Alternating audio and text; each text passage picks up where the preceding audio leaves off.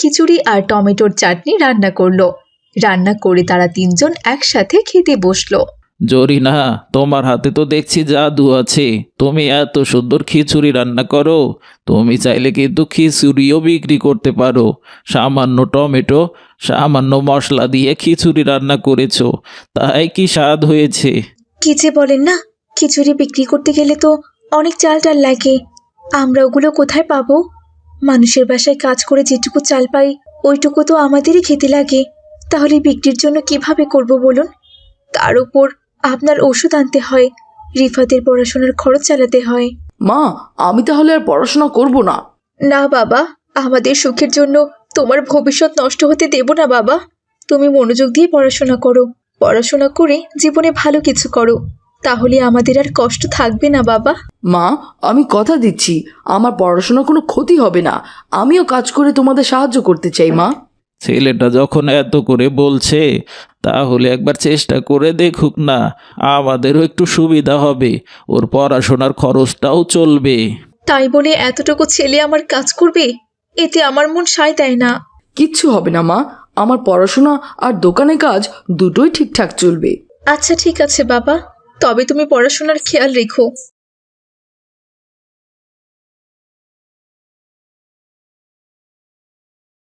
তারপর জরিনা পাশের গ্রামের হালিম ব্যাপারীকে ডেকে এনে তাদের একমাত্র সম্বল লালিকে 40,000 টাকায় বিক্রি করে দেয়। এবার তোর স্বপ্ন তুই পূরণ কর, দেখি আল্লাহ তাআলা কপালে কি রেখেছে। আমার জন্য দোয়া করো মা। এই মিছে দুনিয়ায় তুমি থাকবা কতদিন। এরপর রিফাত তার ব্যবসা শুরু করলো। জরিনা বেগম মানুষের বাসায় কাজও করত আর তার ছেলেকে খিচুড়ির সাথে টমেটোর চাটনি তৈরি করে দিত।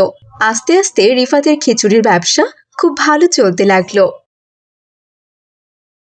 মা, দেখেছো, তোমাকে বলেছিলাম না, তোমার দোয়া থাকলে সব সম্ভব। হ্যাঁ বাবা, আল্লাহ রহমত করেছে আমাদের। এরপর ধাপে ধাপে তাদের ব্যবসার উন্নতি হয়। খিচুড়ির সাথে টমেটোর চাটনি প্যাকেটজাত করে বিক্রি করে আর দোকানে অনেক দূর দূরান্তের মানুষ খিচুড়ি খাওয়ার জন্য চলে আসে। একদিন রিফাত তার মাকে আবারও একদিন বলে, মা, আরো কিছু টমেটো গাছ রোপণ করো। দেখো, তোমার হাতে টমেটোর চাটনি দূর দূরান্তের মানুষও খেতে আসে আর অনেকে সাথে করেও নিয়ে যাচ্ছে। হ্যাঁ বাবা, তাই করব। টমেটোর গাছগুলো একদিন যে আমাদের জীবনের মোড় ঘুরিয়ে দেবে সেটা তো আমার জানাই ছিল না। মা, আমি বলি কি, এখন তো আমাদের ব্যবসায় উন্নতি অনেক হয়েছে। খিচুড়ির পাশাপাশি বিরিয়ানিও তৈরি করি, তাতে আরো কিছু বেকার মানুষকে কাজে লাগানো যাবে। তাহলে তাদের আত্মকর্মসংস্থানও হবে এবং আমাদের ব্যবসা আরো উন্নতি হবে। হ্যাঁ রে বাবা, তুই কিন্তু ভালোই বুদ্ধি করতে পারিস বল। এরপর তারা খিচুড়ির পাশাপাশি বিরিয়ানিও বিক্রি শুরু করলো। সাথে তো টমেটোর চাটনি আছেই। এতে জমজমাট রিফাতের ব্যবসা হতে লাগলো। একদিন এক লোক রিফাতকে বলল, রিফাত ভাই, তোমার মা অনেক সুন্দর চাটনি বানায়। তুমি চাটনির প্যাকেট আরো বেশি করে বানাও, সারা বাংলাদেশে বিক্রি করতে পারবা ভাই। ঠিক আছে ভাই, দেখি চেষ্টা করব। এরপর একদিন রাত রিফাত তার মাকে বলল, মা, আজ দোকানে এক ক্রেতা বলল টমেটোর চাটনির প্যাকেট বাড়িয়ে সারা বাংলাদেশে বিক্রি করার জন্য। হ্যাঁ রে বাবা, এইটাও কিন্তু ভালো বুদ্ধি। তাহলে মা শুরু করে দেই, সাথে আরো কিছু মানুষকে রাখবো, তাতে তাদের কর্মসংস্থানও হবে, আমাদের ব্যবসায়ও উন্নতি হবে। এখন রিফাতের টমেটো চাটনি পুরো বাংলাদেশে চলে। এভাবেই দিনের পর দিন তাদের ব্যবসার উন্নতি হলো। কঠোর পরিশ্রম এবং বুদ্ধি দিয়ে রিফাত এগিয়ে যেতে লাগলো। এভাবেই তাদের অভাব দূর হলো এবং কালুর পায়ের চিকিৎসাও করা হলো।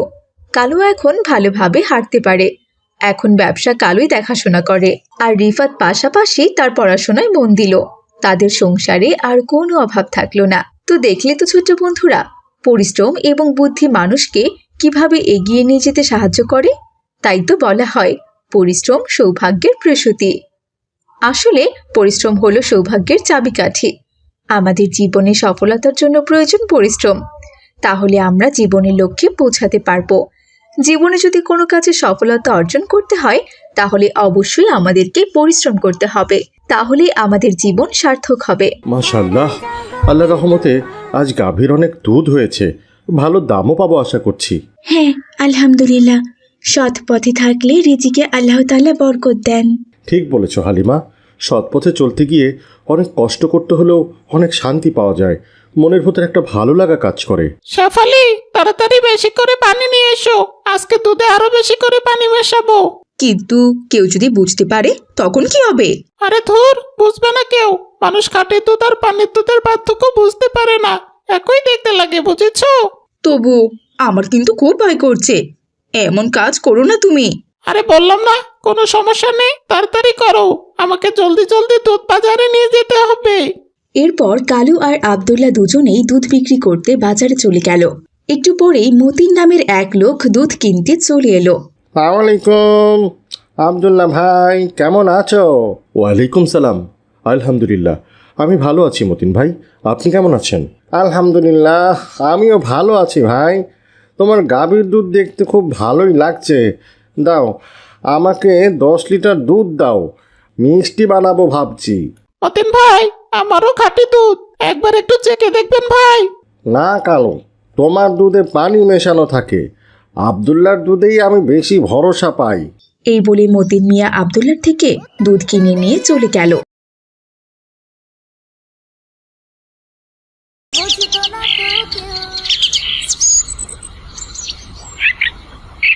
পরদিন কালু চালাকি করে তার দুধের দাম কমিয়ে দিল। কম দামে দুধ পেয়ে সবাই কালুর কাছ থেকে দুধ কিনতে লাগলো। সেদিন আব্দুল্লাহর দুধের বিক্রি অনেকটা কমে যায়। হালিমা, আজ আমাদের দুধের বিক্রি একদম কমে গেছে। মানুষ কম দামে দুধ পেয়ে আমাদের দুধ কিনতেই চাচ্ছে না। দামটা একটু বেশি হয়ে যাচ্ছে কি? আপনিও কি দুধের দাম কমিয়ে দিবেন?